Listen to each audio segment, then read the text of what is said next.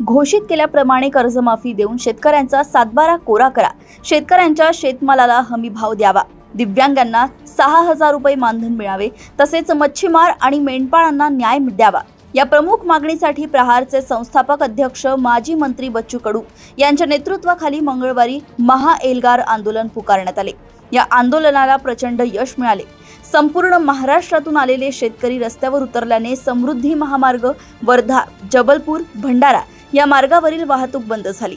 रात्री उशिरापर्यंत हीच स्थिती होती। सातबारा कोरा करत नाही तोपर्यंत हटणार नसल्याचा निर्धार बच्चू कडू यांच्यासह शेतकरी नेते प्रकाश पोरे, वामनराव चटप यांनी या प्रसंगी केला।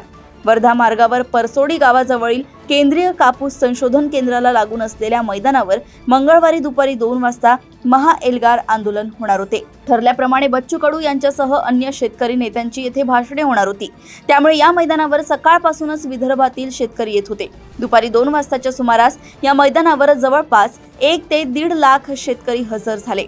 बच्चू कडू व अन्य शेतकरी नेते बुट्टीबोरीवरून निघाले असून ते लवकरच येथे येणार असल्याची घोषणा व्यासपीठावरून वारंवार करण्यात येत होती। त्यामुळे शेतकरी त्यांची वाट बघत बसले होते।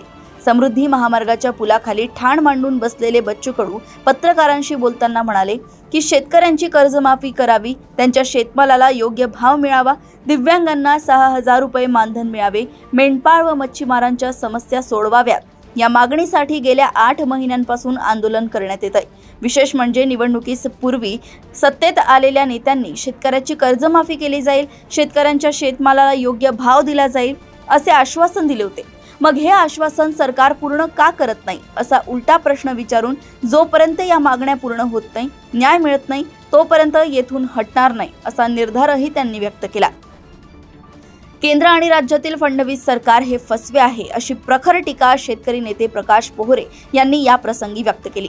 ते म्हणाले, सरकार उद्योगपतींचे लाखो कोटी रुपये माफ करतात, शेतकऱ्यांचे जास्तीत जास्त 50 ते 60,000 कोटी कर्ज असेल, हे कर्ज माफ करण्यास सरकारला कोणती अडचण आहे असा उलटा सवालही पोहरे यांनी केलाय। शेतकऱ्यांचेच सरकारकडे 61 लाख कोटी घेणे निघतात, ते परत मिळवायचे आहे। सरकार समृद्धी महामार्गाप्रमाणेच शक्तीपीठ महामार्ग तयार करतंय, त्याची तयारी सुरू आहे। हा महामार्ग करण्याची काहीही आवश्यकता नाही। पावसाळ्यात झालेल्या अतिवृष्टीची शासनाकडून मदत दिली जात असली तरी ती अल्प आहे, त्यामुळे शेतकरी नाराज आहे। हे आंदोलन आता पेटलंय, शेतकरी पेटून उठलाय। या आंदोलनामध्ये तरुण शेतकरीही उतरलाय। जोपर्यंत शेतकऱ्यांच्या मागण्या पूर्ण होत नाही तोपर्यंत माघार घेणार नसल्याचा निर्धारही प्रकाश पोहरे यांनी या प्रसंगी व्यक्त केलाय।